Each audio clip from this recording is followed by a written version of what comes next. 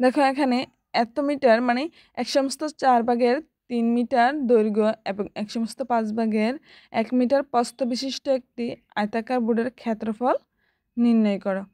তো আমাদের কি বলছে ক্ষেত্রফল নির্ণয় করার জন্য। তো ক্ষেত্রফল আমরা কিভাবে নির্ণয় করব? প্রথমে আমাদের এটা জানতে হবে আমরা কি এগুলোকে যোগ করলে ক্ষেত্রফল নির্ণয় হয়ে যাবে, না বিয়োগ করলে নির্ণয় হবে, না গুণ করব? আমরা কি করব? ক্ষেত্রফল নির্ণয় করার জন্য আমাদের কি করতে হবে? দুটি ভগ্নাংশকে একসাথে যোগ করে দেব, না গুণ করব, না কি করব? তো ক্ষেত্রফল নির্ণয়ের সূত্র হলো দৈর্ঘ্য গুণ প্রস্থ, মানে এর দৈর্ঘ্য আর প্রস্থ একসাথে গুণ করব।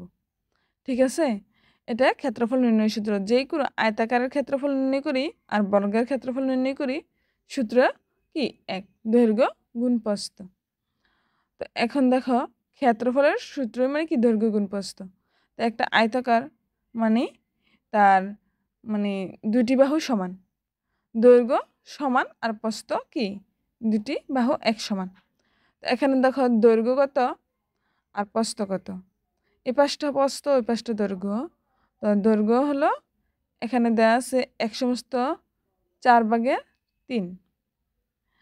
আর প্রস্থ কত দেওয়া আছে 1/5। তো আমাদের কি দৈর্ঘ্য আর প্রস্থ একসাথে গুণ করতে হবে। ঠিক আছে, দৈর্ঘ্য প্রস্থ কি একসাথে গুণ করব। তো আমরা কি গুণ করলে এই সমস্ত আয়তাকারের ভিতরে কতটুকু জায়গা বা কতটুকু মানে কত মিটার তা আমরা পেয়ে যাব। তো আমরা ক্ষেত্রফল বের করব। ক্ষেত্রফল সমান সমান দৈর্ঘ্য গুণ প্রস্থ। তো দৈর্ঘ্য কত 1/4 গুণ প্রস্থ কত 1/5। তো মিটার মিটার মিটার একসাথে মানে কি এগুলো একক মিটার, মিটার মিটার একসাথে গুণ করলে আবার কি হয়ে যায় বর্গ মিটার। আর কিলোমিটার কিলোমিটার একসাথে গুণ করলে কি হয়ে যায় বর্গ কিলোমিটার। তো আমরা এখানে কি বর্গমিটার লিখব। তো আগে কি মিশ্র ভগ্নাংশ যেহেতু, তো মিশ্র ভগ্নাংশকে আমরা অপকৃত ভগ্নাংশে নিয়ে যাব। কিভাবে? 4 একের সাথে গুণ করব, 4 একে 4 গুণ করে 3 কি করব তার সাথে যোগ করে দেব। 4 একে 4 যদি আমি 4-এর সাথে 3 যোগ করে দেই, 4 আর 3 7। তো উপরে 7, এখানে কি উপরে 7 আর নিচে কি হর যা ছিল তাই।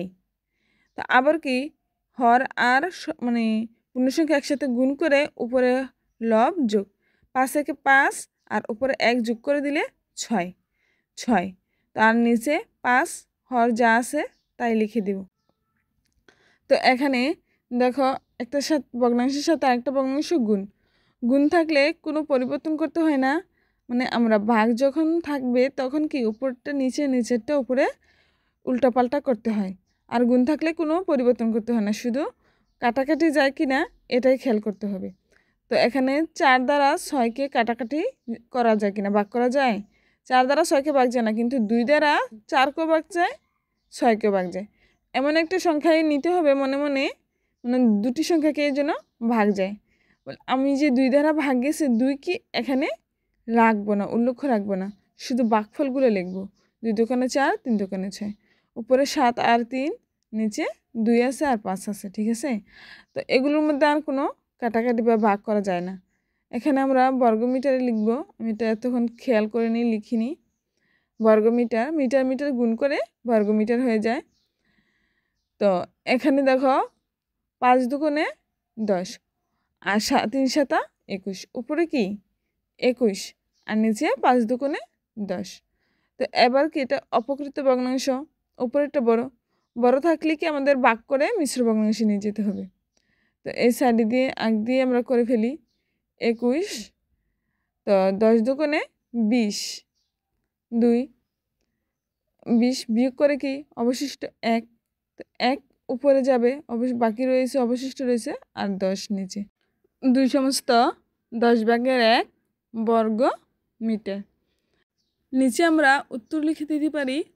অতএব আয়তাকার বোর্ডের ক্ষেত্রফল 2/10।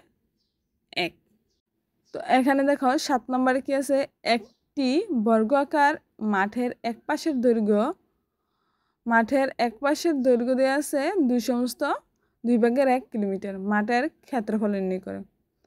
তো বর্গ আকার মাঠ যার ক্ষেত্রফল নির্ণয় করতে বলছে, তো ক্ষেত্রফল সমান সমান আমরা ক্ষেত্রফল কীভাবে নির্ণয় করব? ক্ষেত্রফল সমান সমান দৈর্ঘ্য গুণ প্রস্থ। তো আমরাই দেখো এখানে তুমি ভাবতে পারো যে এখানে একটি বর্গাকার মাঠের এক পাশের দৈর্ঘ্য দেওয়া আছে, তো আমি প্রস্থ কীভাবে আনবো? তো তোমাদের মাথায় এটা রাখতে হবে। ধরো এখানে একটি আমি বর্গাকার মাঠ এঁকে নেই।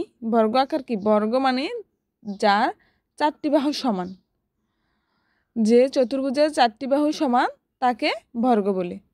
তো বর্গের কি 4টি বাহু সমান এবং কোণগুলো সমকোণ।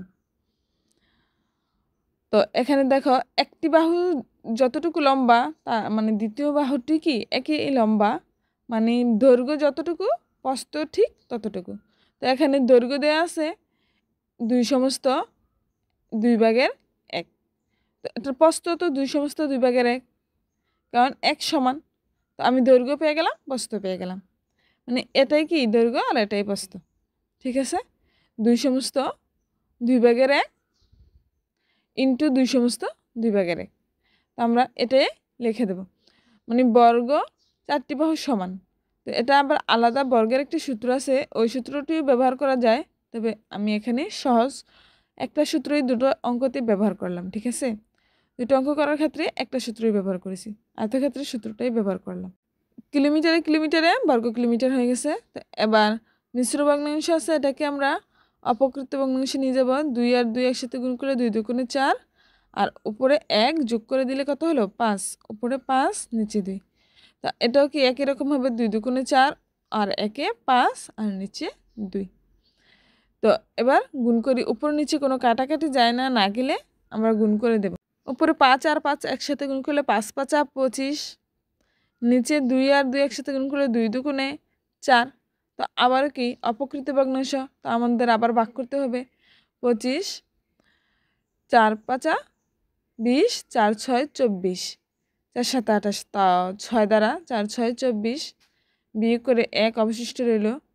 তো 1 যাবে উপরে আর নিচে 4, 6 সমস্ত 4/1। এটা উত্তর, মানে এটা কি সমস্ত বর্গের মানে আয়তন ক্ষেত্রফল, মানে সমস্ত 4/1 বর্গ মিটার। এটা উত্তর লিখে দিবে। বন্ধুরা, তোমরা আমার ভিডিওটি ভালো লাগলে অবশ্যই একটি লাইক দিয়ে সাবস্ক্রাইব করে কমেন্টে কিছু লিখে যাবে এবং বন্ধুদের কাছে শেয়ার করবে।